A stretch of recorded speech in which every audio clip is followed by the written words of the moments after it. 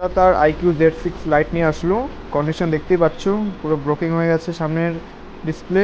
তো display change হবে এটা, এবং দাদা কিন্তু খুব আশা নিয়ে এসছে এখানে যে কম দামের মধ্যে খুব ভালো একটা ডিসপ্লে তাকে যাতে লাগিয়ে দেওয়া হয়, তো তাই করা হবে।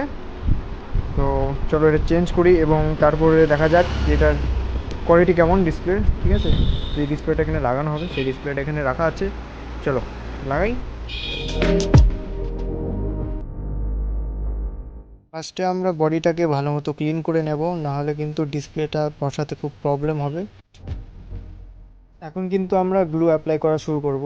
এখানে কিন্তু ছোট্ট একটা ভুলের জন্য আমাদের পুরো ডিসপ্লেটা ব্ল্যাঙ্ক হয়ে যেতে পারে, তো চার সাইডে ভালো মতো লাগিয়ে নিতে হবে গ্লুটাকে। দেন আমরা এখন আমাদের ডিসপ্লেটাকে নেব, সেটাকে ভালো মতো আমরা অ্যালাইন করে বসাবো এবং আস্তে করে চাপ দিয়ে ভালো মতো জিনিসটাকে ফিটিং করে দেবো। তো দেখতেই পাচ্ছ এই যে আমাদের ডিসপ্লেটা লেগে গেছে। এবার ভালো মতো আমরা এটাকে প্যাকিং করে দেবো।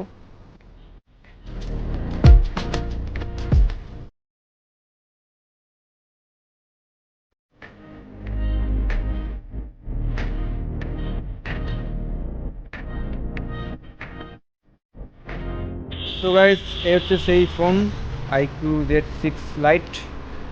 ডিসপ্লে এখন দেখো, কোয়ালিটি দেখো একবার খালি ডিসপ্লের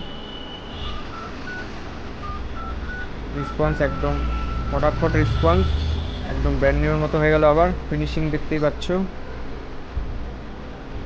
এই হয়ে গেল রেডি। আপনারা যদি এরকম রিপেয়ারিং করাতে চান তাহলে আপনাদের আসতে হবে শিলিগুড়ি চায়নপাড়া মেন রোড সবিতা ভবনের একদম পাশে।